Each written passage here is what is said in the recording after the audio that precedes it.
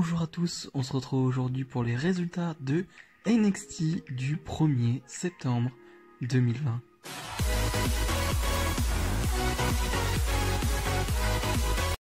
Et on ouvre le show avec un match plutôt spécial, un match qui est presque du jamais vu, hein. En tout cas je n'ai pas vu ce type de stipulation depuis des années, en tout cas du côté de la WWE.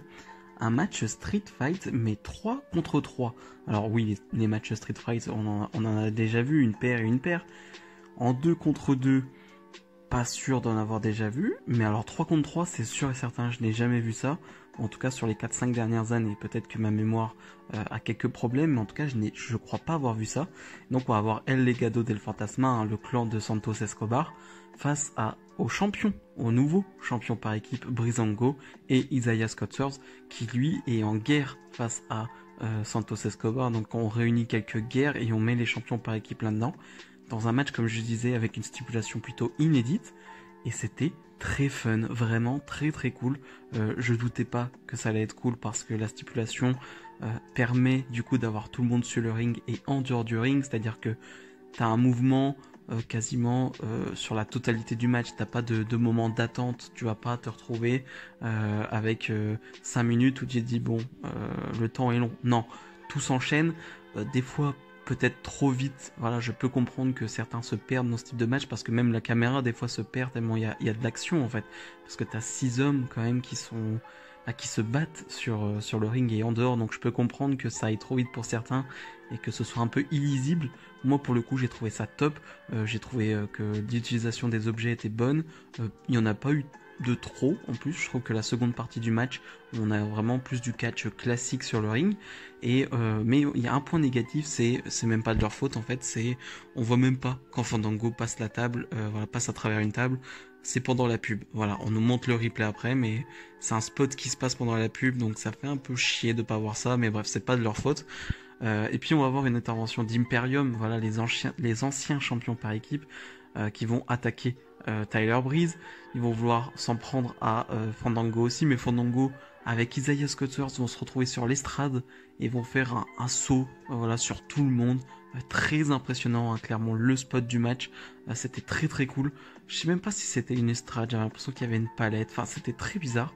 Voilà, c'était un peu, mais c'était haut, c'était assez dangereux, mais très très fun. Vraiment le spot du match, c'était très très cool.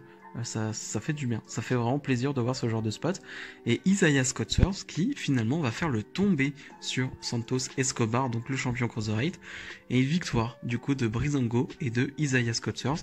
Et c'était un superbe début de show, un superbe match pour débuter le show, et voilà, c'était vraiment juste top.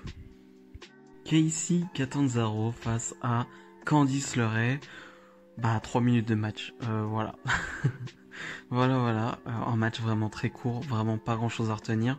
Tout ce que je sais, c'est que à chaque fois je le dis, mais j'aimerais bien voir un peu plus de Casey Catanzaro, son côté très athlétique, son côté gymnaste, j'ai envie de dire, m'intéresse énormément sur le ring. C'est quelque chose qu'on ne voit pas souvent, donc ça m'intéresse, ça m'intrigue, et j'ai envie de voir ça face à d'autres adversaires et dans des matchs plus longs. Mais bref, je le dis assez souvent, Candice LeRae va remporter le match. J'ai vraiment du mal avec Candice LeRae en heel, enfin depuis qu'elle a tourné, je la trouve pas plus intéressante qu'en face. En face je la trouve assez fade, mais sur le ring c'était sympa. Là c'est fade, c'est tout.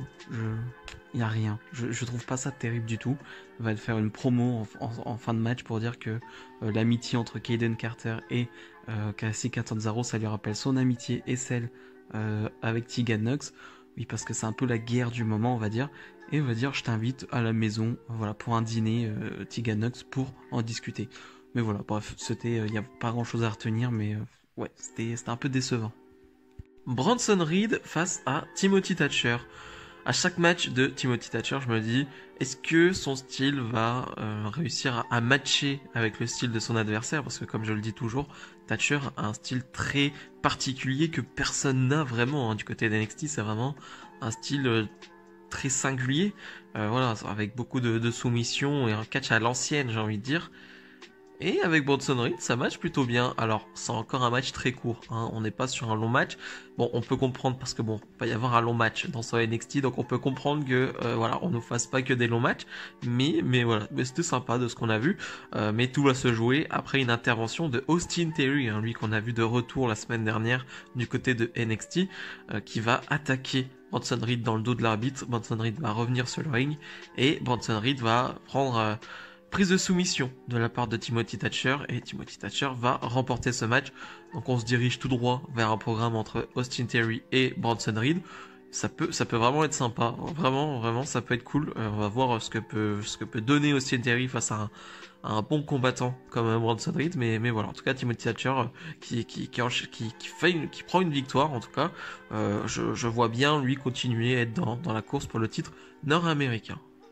Le main event, un main event d'une heure parce que c'est un Iron Man match d'une heure entre 4 mecs pour déterminer qui sera le prochain, le futur champion NXT après que voilà, Karrion Kross ait laissé vacant ce titre. Où on retrouve donc Finn Balor, Adam Cole, Tommaso Ciampa et Johnny Gargano, c'est-à-dire que t'as vraiment la crème de la crème hein, du côté de NXT, t'as quasiment les meilleurs catcheurs du côté de NXT, les catcheurs les plus populaires et ceux qui ont le plus de succès du côté des NXT ces dernières années, donc vraiment tu peux quasiment pas faire mieux. Tout d'abord, est-ce que c'était le match de l'année? C'était un peu la question de tout le monde parce que c'est un match d'une heure entre, comme je le disais, 4 combattants exceptionnels. Pour moi, non. Alors, ce qui est sur le ring, on en reparlera. Mais parce que forcément c'est un match télévisé et du coup un match d'une heure, il y a eu énormément de pubs. Alors pas des pubs où l'on ne voyait rien, vous savez c'est la pub où on voit l'action et en même temps il y a la pub, mais quand même, il y a eu 4, 5, 6 pubs, je crois quelque chose comme ça, dont une à 4 minutes, 5 minutes de la fin, je vous avoue que bon celle-là je l'ai pas vu venir, mais voilà, mais bref, en tout cas beaucoup de pubs pour moi, ce qui fait que c'est trop pour dire que c'était le match de l'année. Par contre, ce qui était sur le ring, c'était vraiment du très haut niveau. Je dirais que c'est en 2 parties, mais vraiment très clair, c'est-à-dire que les 15 premières minutes, on est sur de l'attente, on se regarde, on met un petit rythme vraiment sur les 15 premières minutes, et c'est assez logique, je m'attendais à ce genre de début de match, c'est-à-dire que sur un match d'une heure, tu peux pas partir ton combattant directement. Tu peux le faire, il y en a qui sont capables de le faire, mais disons que dans un style très WWE, je m'attendais pas à ce que directement ça parte à fond. Voilà, je m'y attendais pas à ça, et donc j'ai pas été surpris ou déçu de ça, très clairement. Donc les 15 premières minutes sont vraiment une sorte d'échauffement. Par contre après, le rythme accélère. Vraiment crescendo, et j'ai adoré. Vraiment, à partir de 15, 20, 30, 40 minutes, là tu sens que ça accélère, et ça accélère. Et il y a autre chose que j'aime beaucoup dans ce match, c'est que il n'y a pas eu 45 tombés gagnants. Ça, j'aime bien. Il y en a quoi, 5, 6, je dirais quelque chose comme ça, 6. Si je calcule bien, ouais, 6 tombés gagnants. C'était assez. En une heure, c'est assez. J'avais peur qu'au bout de 15-20 minutes, on ait déjà 3 tombés pour un gars, 2 tombés pour un gars. À Raw ou à SmackDown, enfin, ça aurait été une affiche de Raw de SmackDown. Vince aurait été capable de le faire. Je me rappelle d'un Dolph Ziggler, Seth Rollins en Iron Man match, où au bout de 10 minutes, il y a un 1-1 ou un 2-2, je sais plus, enfin, quelque chose comme ça. Bon, voilà, on n'est pas au roi SmackDown, c'est Triple H qui gère le truc, et c'est bien réalisé. Pour le coup, c'est ce que j'aime, de pas voir un match qui au bout de 5 minutes a 12 tombés. Voilà, très clairement. Là, au moins, on montre qu'il y a de la compétitivité, il y a de l'action, et voilà, c'est très serré entre ces 4 bonhommes. Donc vraiment, c'est bien fait. Maintenant, du coup, on va aller forcément jusqu'à la fin du match, parce que vraiment, il n'y a rien à dire, hein. Je dirais que c'est un 4 étoiles, quelque chose comme ça. 4 étoiles, 4 étoiles, un quart peut-être, quelque chose comme ça. Donc c'est vraiment du très bon niveau. Il n'y a pas de souci là-dessus. La fin de match, où on va avoir Finn Balor et Adam Cole, qui vont être les deux seuls à se retrouver à 2 pins gagnants. Voilà, parce qu'Adam Cole, juste à la fin, va placer son last shot sur Finn Balor pour arriver à 2-2. Et donc, le temps est terminé. Et là, pour le coup, je m'attendais à une prolongation, vraiment. Ou alors à un truc entre les deux, juste pour terminer. Et non, William Regal va arriver avec le titre et va dire... La semaine dernière, dans la prochaine édition de Super Tuesday, parce que oui, là, on est NXT le mardi, ça sera Finn Balor contre Adam Cole dans un match simple pour le titre NXT.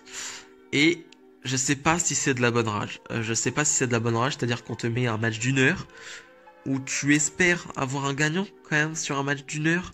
Un match d'une longueur là, avec cette intensité là, avec ce suspense là. Tu veux un résultat final très, très clair en fait. Et là on l'a pas. Donc j'ai trouvé ça dommage. Après en termes de booking, c'est assez logique parce que tu as encore le Super Tuesday la semaine prochaine, et tu veux booster ton audience en mettant un Adam Cole, Finn Balor, je suis d'accord. Mais en termes de logique et je sais pas, j'aurais trouvé ça logique et cohérent d'avoir un gagnant tout de suite sur un match d'une heure. Mais bref, en tout cas, je suis partagé. Je suis quand même assez partagé. En tout cas, la semaine prochaine, on aura Finn Balor contre Adam Cole pour le titre NXT. Ce qui est très cool. Vraiment, c'est très cool. Je vais pas bouder mon plaisir, bien sûr que non. Mais ouais, un peu de déception quand même pour cette fin de main event. Bilan de ce NXT.